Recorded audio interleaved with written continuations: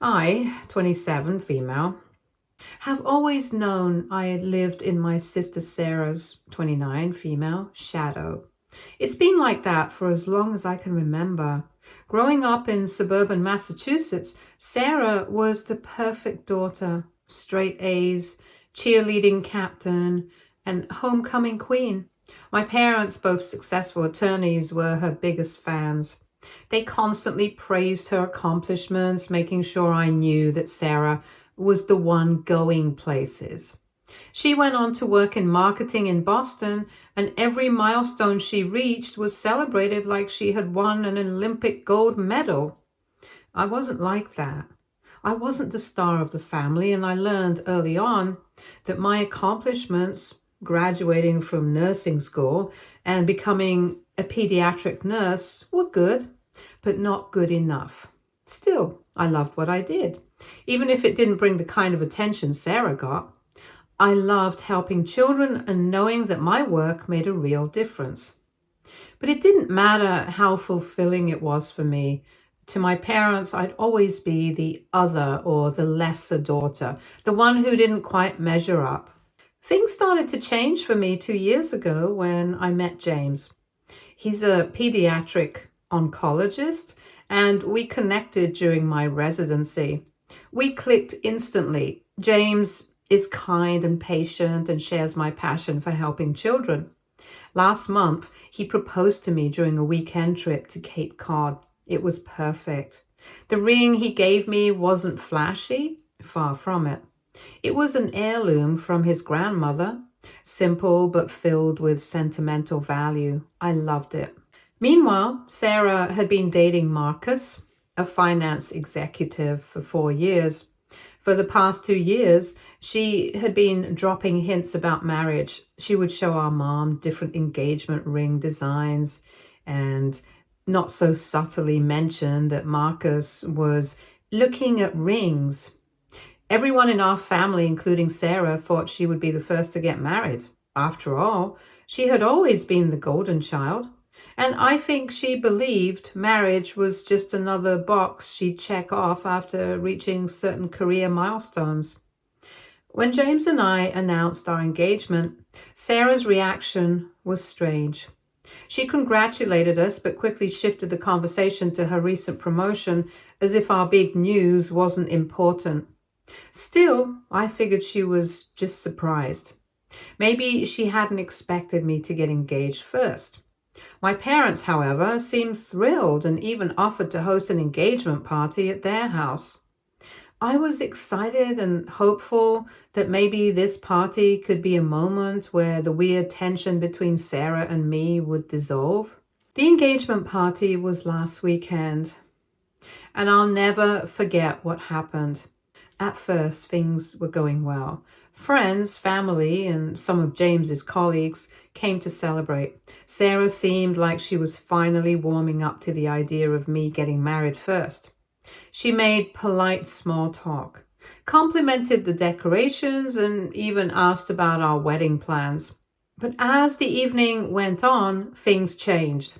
Sarah had been drinking a lot, more than usual, and her mood shifted. She started making passive-aggressive comments, particularly about my engagement ring. At one point, in front of a group of people, she said, "Oh, I guess some people don't mind a modest ring as long as they're engaged. I mean, whatever makes you happy, right?" It was a cheap shot and it hurt. But I tried to ignore it. The ring meant the world to me because of its history, and I wasn't about to let her ruin that. Things escalated during the toasts. Sarah took the microphone to give her speech, and at first, it seemed like she was just going to congratulate James and me. But then, her tone changed. She started talking about how surprising it was that I was getting married first, saying it was unexpected because I had always taken my time with things. The room got quiet and people were starting to look uncomfortable. Then she said it. "I guess when you're a low-value woman, you have to rush into marriage. I mean, who else would marry a doctor who spends more time with sick kids than his own fiancée?" I was humiliated. The entire room was staring at me, and I could feel James beside me seething with anger. Marcus looked like he wanted to disappear.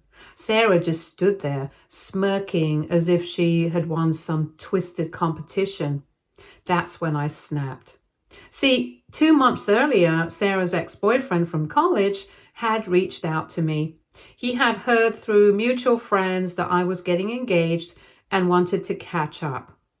During our conversation, he shared a video with me that completely changed how I saw my sister.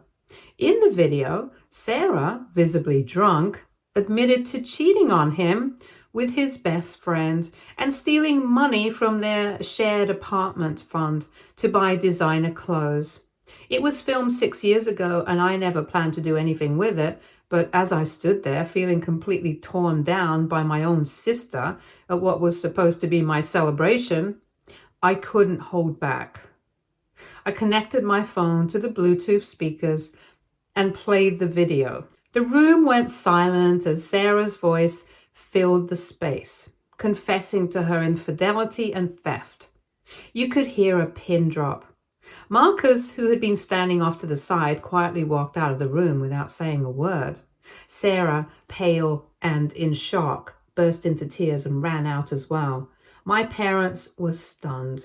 The party ended shortly after that. My parents pulled me aside, furious. They accused me of humiliating Sarah and ruining her life. They demanded to know why I had done something so cruel and told me that I had crossed a line. My dad said I had embarrassed our family, and my mom insisted I apologize to Sarah immediately. When I refused, they told me they wouldn't support me or attend my wedding unless I publicly apologized to her. Since then, everything has spiraled out of control. Sarah has been posting vague, melodramatic messages on social media about betrayal and toxic family members. My inbox has been flooded with messages from relatives, some supportive, others accusing me of being vindictive and petty. It's become clear that Sarah is spinning the story to make herself the victim, and I'm being painted as the villain. My parents are fully on her side and won't speak to me until I apologize. James has been my rock throughout all of this. He understands why I did what I did, and while he supports me, he's also worried about the toll this is taking on my relationship with my family. We should be planning our wedding, but instead, I'm dealing with the fallout from this massive family rift. I feel conflicted. Part of me knows that Sarah deserves to be held accountable for her actions. She's gotten away with so much over the years because everyone enabled her behavior. But another part of me wonders if I went too far. I never wanted to destroy my relationship with my parents, but now it feels like I might have done just that. I've been trying to figure out where to go from here.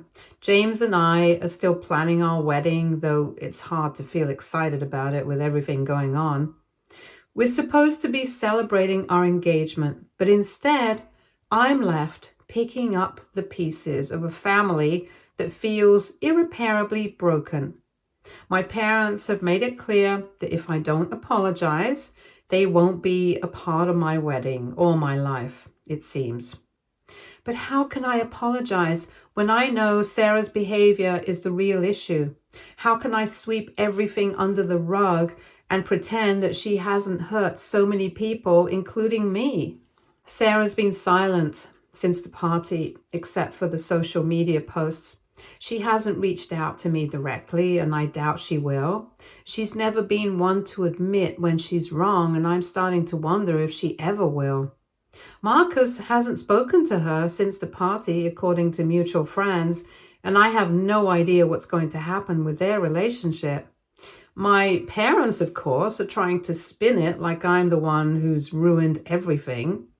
They keep saying that family is supposed to come first, but how can I put family first when they're not even willing to see my side of things?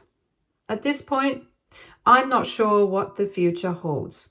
James and I are moving forward with our wedding plans, but it feels like there's this huge cloud hanging over everything. I love my parents, and it breaks my heart that they've chosen to side with Sarah, but I can't apologize for standing up for myself. I can't pretend that what she did was okay. Maybe in time they'll come around, or maybe they won't. All I know is that I have to focus on what's best for me and James now. We deserve to start our life together without this drama hanging over our heads. I just wish it didn't have to be this way. But sometimes you have to stand up for yourself, even if it means losing the people you thought would always be there for you. Thank you all for the overwhelming support and advice. The whole mess has been spiraling out of control over the past few days, and I wanted to give an update on everything that's happened since the engagement party. Yesterday, I got a call from Marcus. I wasn't expecting it, especially after everything that went down, but I was curious about what he had to say. Marcus sounded calm, but tired, like he'd been thinking a lot. He told me that Sarah's behavior at the party was a huge wake-up call for him. He'd been having doubts about their relationship for a while, but hadn't felt like he had enough clarity or proof to act on them. The video was the final straw. Apparently, Sarah had been pushing him towards marriage for some time. She'd drop hints constantly about wedding plans and even pressure him to look at engagement rings. But at the same time, she wasn't exactly acting like someone ready for commitment. Marcus shared that she had been flirting with his colleagues at work events, and while it never escalated into anything serious, it made him uncomfortable. He had tried to bring it up with her, but she always brushed it off as harmless fun or accused him of being insecure. The fact that she didn't see anything wrong with it was a red flag for him.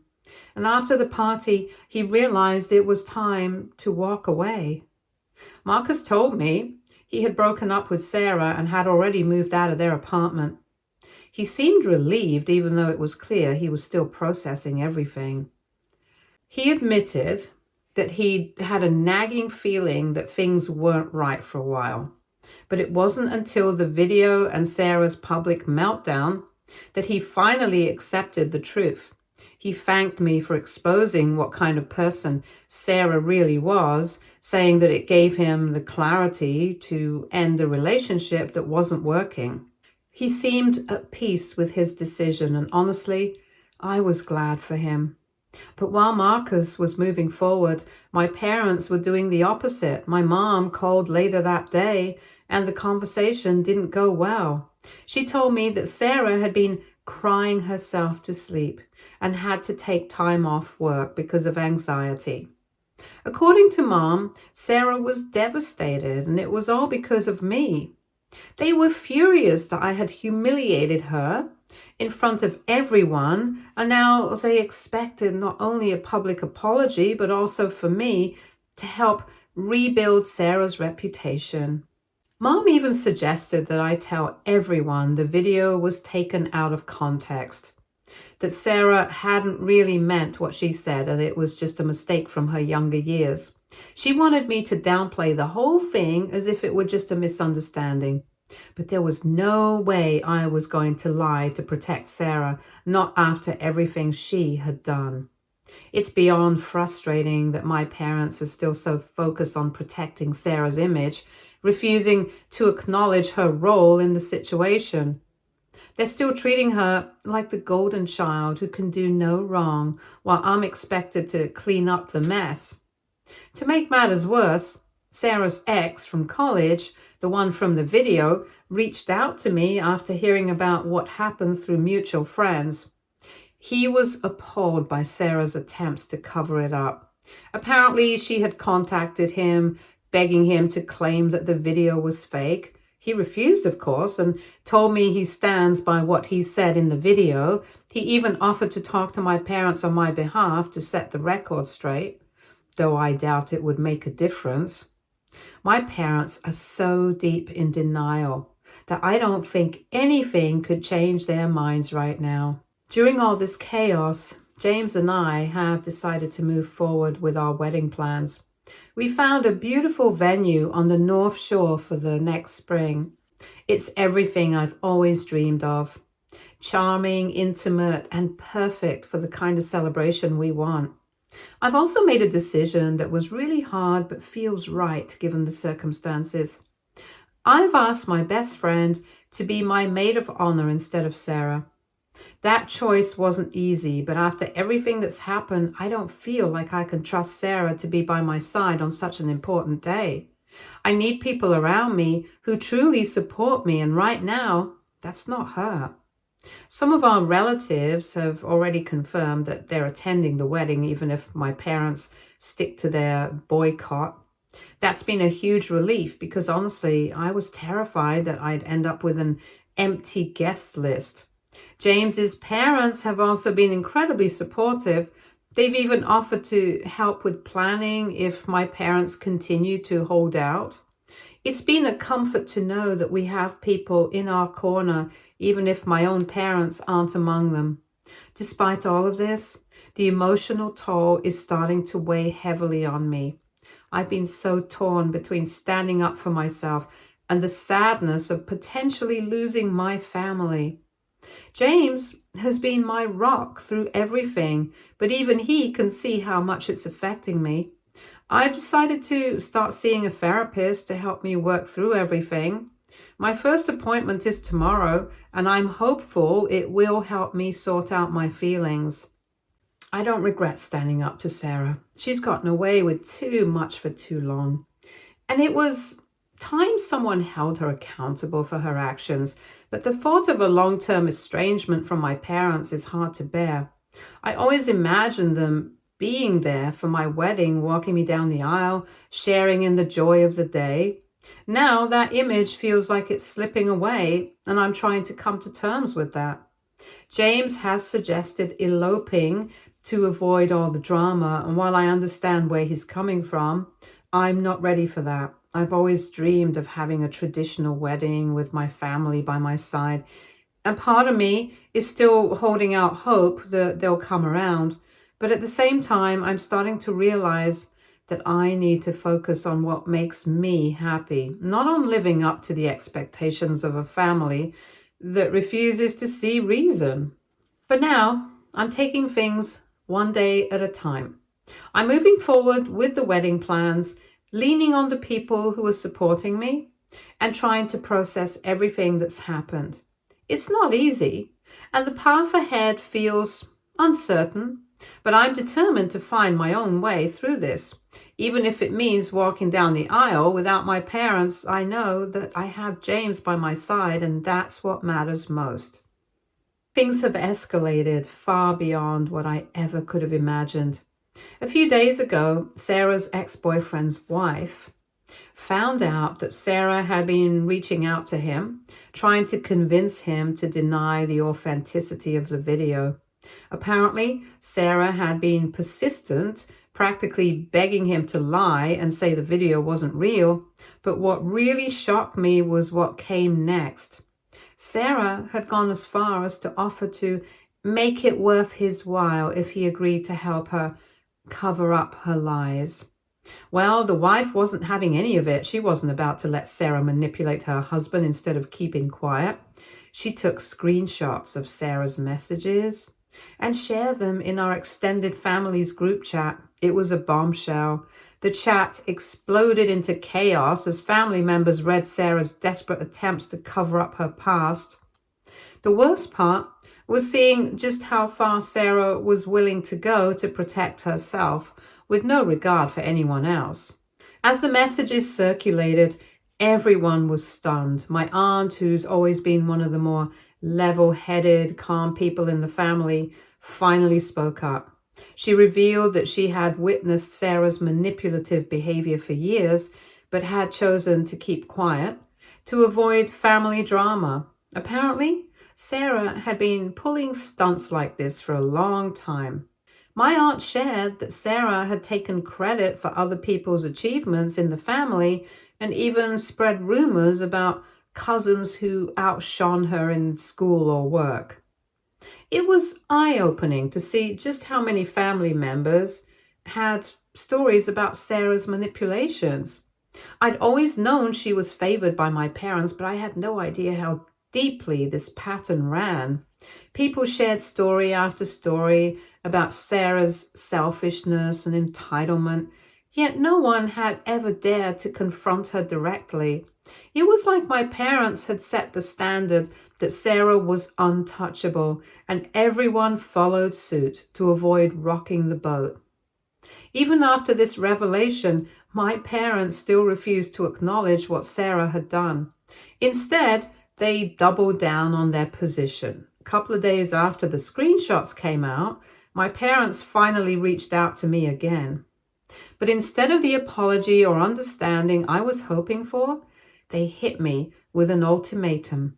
They told me that if I didn't publicly apologize to Sarah, they would remove me from their will. It was like a punch to the gut. As if that wasn't enough, they demanded that I make a public statement saying the video was misleading and agree to postpone my wedding until Sarah had had time to find happiness again. I just don't know what to say. How could they not see what was really going on? They were so wrapped up in protecting Sarah that they'd completely lost sight of reality. They didn't care about how she had humiliated me at my own engagement party or about the fact that she tried to manipulate her ex into lying for me. All they cared about was making sure Sarah's reputation wasn't damaged.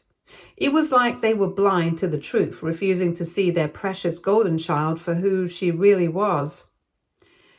James has been amazing. He's been nothing but supportive, even though I can tell the situation is wearing on him too.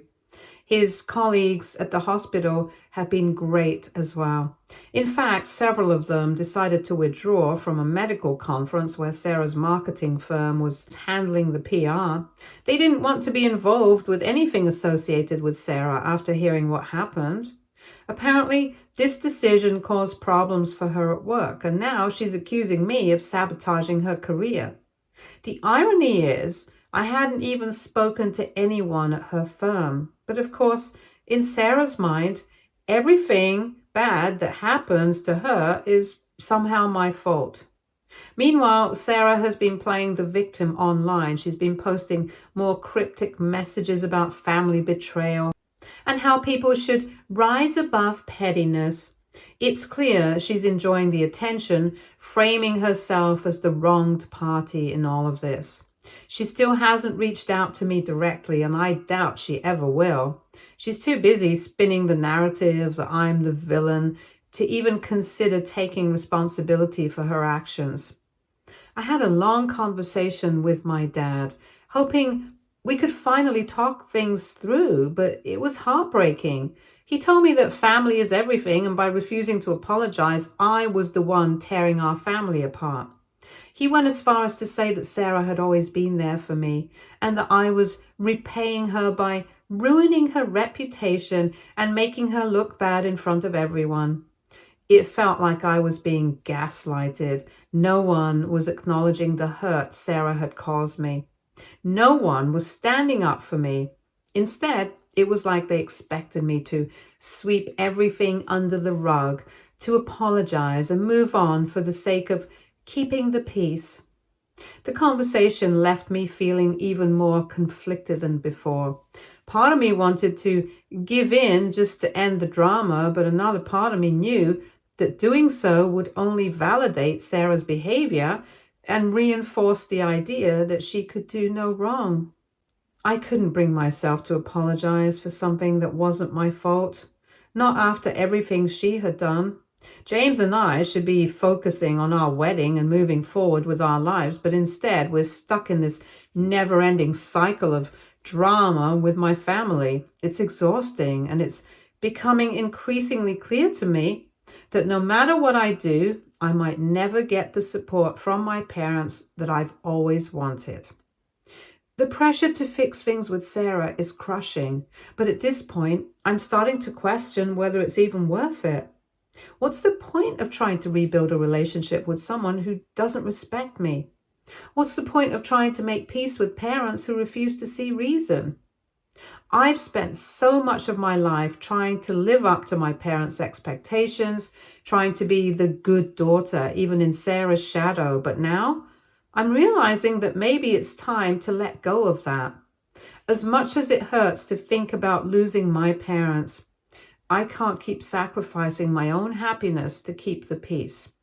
For now, I'm trying to take things day by day. I'm continuing to see my therapist to work through everything. I'm still holding out hope that my parents will come around, but I'm also preparing myself for the possibility that they won't. And if that's the case, I'll have to make peace with it and move on. At the end of the day, I deserve to be happy, even if it means leaving some people behind. It's been a few more days and I've made a decision after countless conversations with James and some deep soul searching. I've realized I cannot apologize to Sarah. I've spent so much time weighing the consequences, but in the end, apologizing would mean going against everything I believe in. It would be condoning her behavior. And I can't do that anymore. I've been part of this dysfunctional cycle for too long, and it's time to break free. My parents have made it crystal clear that they won't attend the wedding unless I publicly apologize to Sarah. Part of me was still hoping they would come around, that they would see reason and realize how unfair and hurtful their demands are. But as much as it breaks my heart, I've decided to move forward without them. I can't keep sacrificing my own happiness and well-being to maintain a fragile peace that was never truly there in the first place. James and I have reconstructed our wedding plans to reflect this new reality. Originally, I had envisioned a large traditional wedding, the kind where all of my family would gather together, celebrating our love in a grand way. But given everything that's happened, we've decided to scale back. Instead of a big event, we're opting for a smaller, more intimate ceremony. It will be just close friends and James's family, who have been nothing but supportive throughout this entire ordeal. I won't lie, it's not what I originally wanted. I grew up imagining my wedding as a day where both my parents would walk me down the aisle, surrounded by loved ones from both sides of the family. Letting go of that dream hasn't been easy, but I've realized that continuing to chase after their approval when they've made their priorities so painfully clear is futile. They've chosen to stand by Sarah to protect and enable her behavior at my expense. And I'm done trying to earn their support. As for Sarah, I'm done trying to fix things with her. This whole situation has made me see her in a new light, and I finally accepted who she really is. For years, I let her manipulations drag me down. I excused her behavior because that's what everyone in the family did. It was always just Sarah being Sarah. But I can't keep living like that. I deserve better than to be caught up in her endless drama. And I've realized that the only way to truly move on is to let go of her completely. The decision to cut ties with Sarah and my parents hasn't been easy, and the pain of that loss is still raw. But sometimes unexpected happens. That gave me a little bit of peace. A few days ago, my grandmother, my dad's mom, reached out to me. She invited me over for tea, and we had a long, heartfelt conversation. My grandmother has always been a quiet presence in the family, watching everything unfold from the sidelines. She's never been one to get involved in the family drama, but this time she decided to step in. During our conversation, she told me that she supported me. Hearing those words felt like a lifeline in the middle of all this chaos. She admitted that while she couldn't change my parents' minds or their decision to stand by Sarah, she wanted me to know that she understood where I was coming from. She told me she was proud of me for standing up for myself and for refusing to apologize when I had done nothing wrong. Having someone in my family validate my feelings after weeks of feeling like I was screaming into the void was overwhelming in the best possible way. The visit with my grandmother gave me some clarity. It reminded me that not everyone in my family is blind to Sarah's behavior or dismissive of my feelings. Knowing that at least one person in my family understands and supports me means more than I can put into words. It doesn't fix everything, but it helps me feel less alone in this battle. The last few weeks have been some of the hardest of my life, but I'm starting to learn that sometimes the only way to truly move forward is to let go. Letting go of the idea that my parents will ever change and that Sarah will ever take responsibility for her actions. And most importantly, letting go of the need for my family's approval to feel whole. James and I are excited about this next chapter of our lives. The wedding, even though smaller and different from what I once dreamed, will still be a celebration of our love and commitment to each other. It's not the fairy tale ending I once hoped for, but in many ways it feels like the beginning of something much stronger. I've also made the decision to continue therapy.